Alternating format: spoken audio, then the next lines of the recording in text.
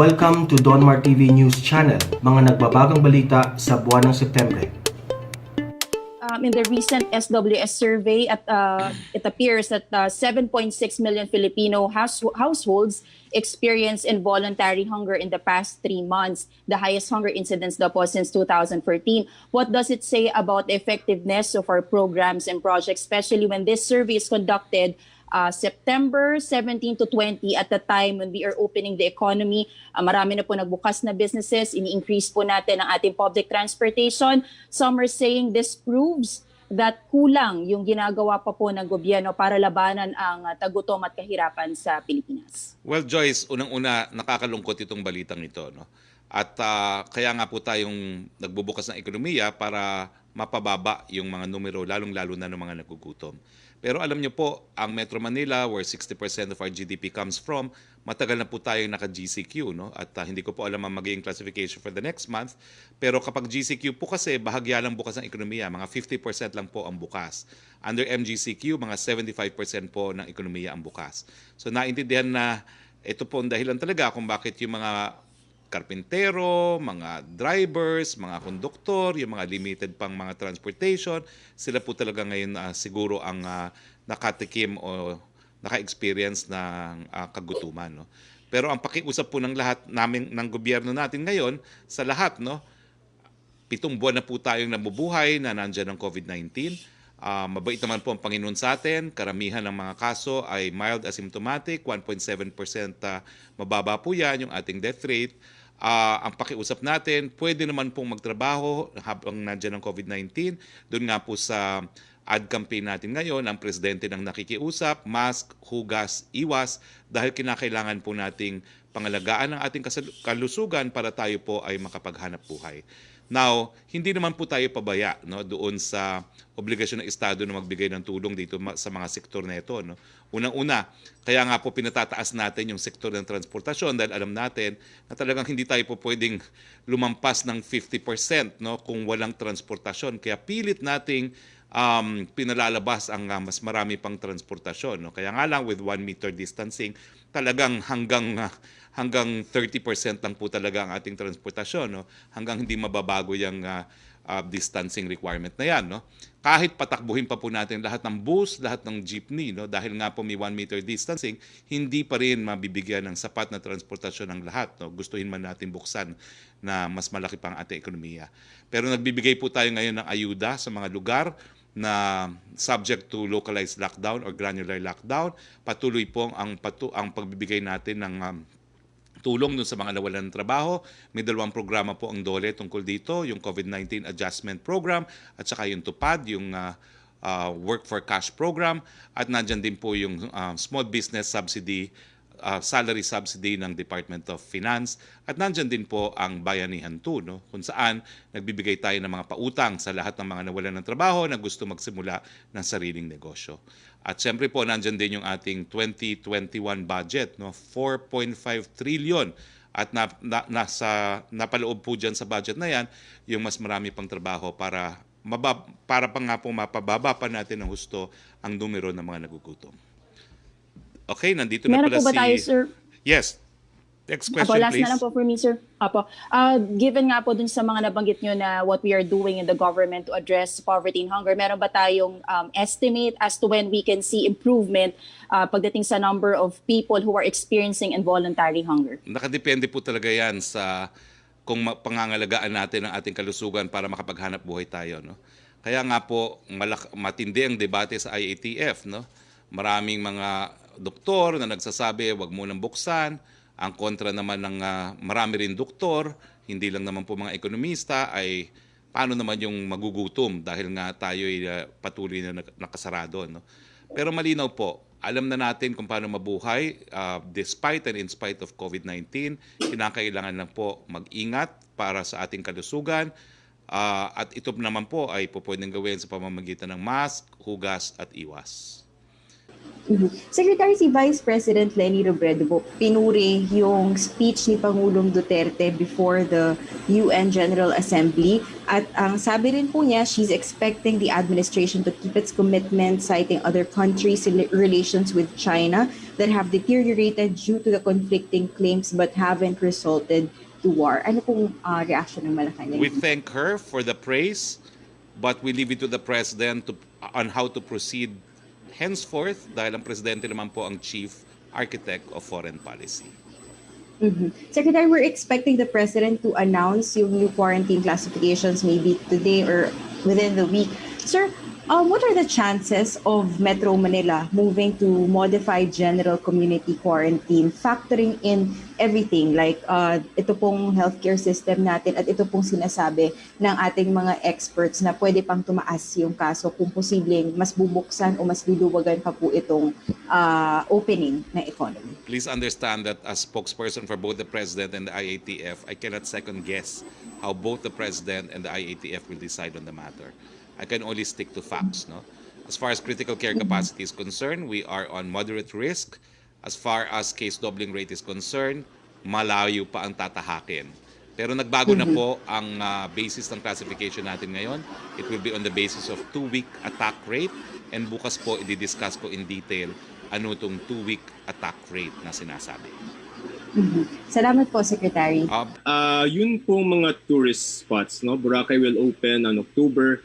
Would you have the list of other tourist spots that will open in the coming weeks or until the end of the year, sir? So far, And why there's are we Baguio. opening? Are we They're out of the opening woods? on October na move, no? Yung Baguio, I think it is October. Then minove nila from September 22 to October 1. And then there's October 1 also for Boracay. I understand Bohol might be opening soon, no? Within the month of October, if I'm not mistaken. So unti-unti naman po nagbubukas ang ating mga tourist spots. What does that mean? Are we out of the woods? Well, it means that kinakailangan balansehin talaga natin yung katotohanan na kinakailangan magtrabaho na yung mga nagtatrabaho sa sektor ng turismo na po pwede naman mangyari kung pangangalagaan natin ang ating kalusugan. Sir, yun pong, idea nitong si Congressman Arroyo to postpone the elections, that would require an amendment of the Constitution, or can Congress come up with a law to postpone the elections? And can we say categorically that the President is not interested in extending his term and will not support any measure to postpone the elections? The only way it can be postponed is if the Constitution is amended. Kasi sa saligang batas nakaspecify yung petsa ng halalan para sa Presidente, Vice Presidente, Kongreso at Senador. Ang pwede lang ma-postpone ng Kongreso yung mga eleksyon na hindi nakasaad sa saligang batas, kasama na dyan yung mga barangay elections. The President is not interested in extending his term, and he leaves it to the Filipino people, the sovereign people, to decide if they want to amend the Constitution to postpone the elections. Okay, sir. Thank you for your time. Thank you po. So wala na. Sinong gusto mag-second round of questions? Wala ata si Pia Ranada, paging Pia Ranada. Ha? Ako. Joseph Morong, yes please. Sir, game sa Twitter kasi yung mga hashtag love is not tourism. Di ba remember, sir, I had a question before, when are we going to allow yung mga may fiancé visa into the Philippines? Kasi we're kind of relaxing everything already. Well, love is not tourism. I agree po. I will bring this up to the IATF because it is the IATF that will make that decision. Pero sa ngayon po, ang pinapayagan pumasok ay mga Pilipino, yung meron pong long-term visas, at saka case-to-case basis naman po. No? So subukan nyo po. Sumulat po kayo kay Undersecretary Dulay ng DFA, at po pwede naman po siguro yung mga fiancé visa ay po pwedeng makiusap kay Yusek Dulay because it's within the power naman po of DFA to grant entry permits on a case-to-case basis. So pag DFA okay, pwede silang dumaan doon, sir? Yes po, kasi ang mangyayari dyan, DFA will inform CID, no? So yun po yung naging karanasan ko na dyan.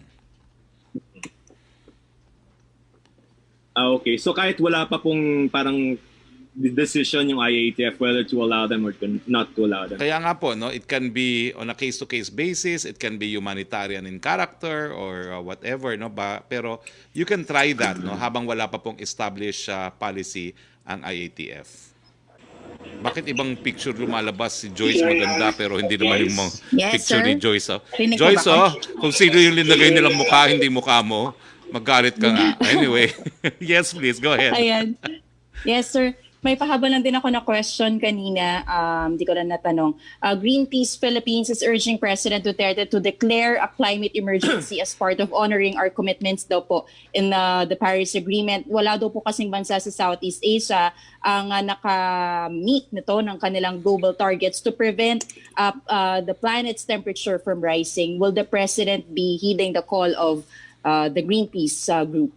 Well, that will be a decision of the President. Pero the fact na sinama po ni Presidente yung climate change sa kanyang talumpati na kauna-unahang pagkakataon sa UN General Assembly ay nagpapakita na talagang binibigyan ng prioridad ng ating Pangulo ang problema ng climate change. Isa kasi tayo sa parang top 5 of top 10 countries na pinakamaapektuhan ng climate change, no? At kung hindi nga po maaabatan ng climate change, baka lumubog ang malaking teritoryo ng Pilipinas, no, pagdating ng panahon. So, ang masasabi ko lang po, top of the agenda po ng ating presidente yan, and the President will consider the suggestion made by Greenpeace.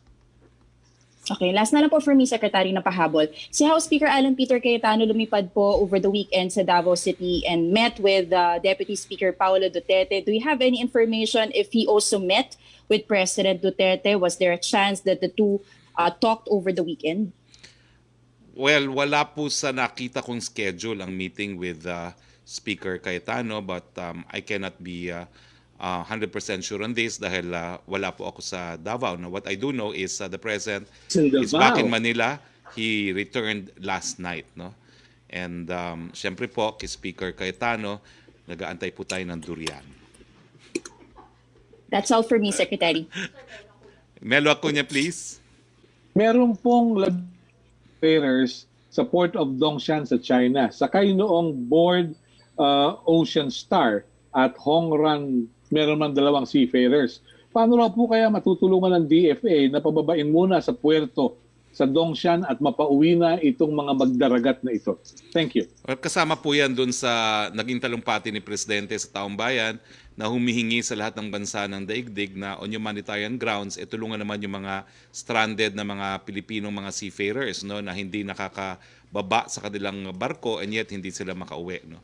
So siguro po if you send us the names of these individuals, we will send it to our consulate at saka sa OWA, no, nang makipag-ugnayan po sila sa China para mapababa at mapauwi po sa bayan natin yung mga seafarers na. Yeah, we will do, Secretary. Thank you. Good afternoon. Thank you. Good afternoon. So, Yusek Rocky, do you have questions pa, Yusek? Yes, Secretary, mula po kay Julie Aurelio. Totoo ba na may meeting bukas between House Speaker Cayetano and Representative Velasco and President Duterte in Malacanang about the term sharing agreement? I cannot say for certain because in my schedule that I have, nakasulat lang po mga private meetings. Pero I intended to call the appointments office, no. What I can say is in the last address to the people sa Davao po, sinabi ni Pangulo na siguro kakausapin po niya si Speaker Cayetano at si Congressman Lord Alan Velasco. But I cannot say if it is scheduled for this week, but I will find out po, no. Usually po kasi I'm not allowed to divulge the schedule ahead of time, pero I think by way of compromise naman, on the same day, before the meeting or right after, baka payagan naman po ako. I will see po, Opo. papayagan tayo. Secretary, tanong naman ni Henry Uri ng DZRH. Sa interview ko kanina kay Congressman Rufus Rodriguez kanina, sinabi po niya na si President Duterte lang ang makakaresolba ng term sharing issue sa Congress since si Presidente naman ang author nito. Any reaction po? Well, I understand, reading the papers too, that 202 congressmen have signed the resolution, no?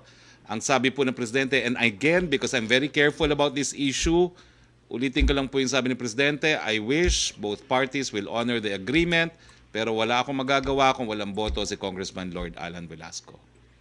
I will only repeat what I have heard with my own 2 ears come from the mouth of the President himself. Thank you, Secretary Roque. Okay, since wala na po tayong mga tanong, maraming salamat sa ating mga naging panauhin, Commissioner Greco Belica, si Undersecretary Vergere. Maraming salamat po sa men and women of the Malacanang Press Corps at maraming salamat din sa iyo, Yusek Rocky. So sa ngalan po ng ating Presidente, Rodrigo Roa Duterte, abangan po natin ang mensahe niya. Baka po mamaya po yan ma-air. Pero ako po ang inyong spokes Harry Roque nagsasabi, Pilipinas, kaya nating mabuhay, maski pa po nandiyan si COVID-19, kinakailangan lamang ingatan natin ang ating buhay para tayo po ay makapaghanap buhay.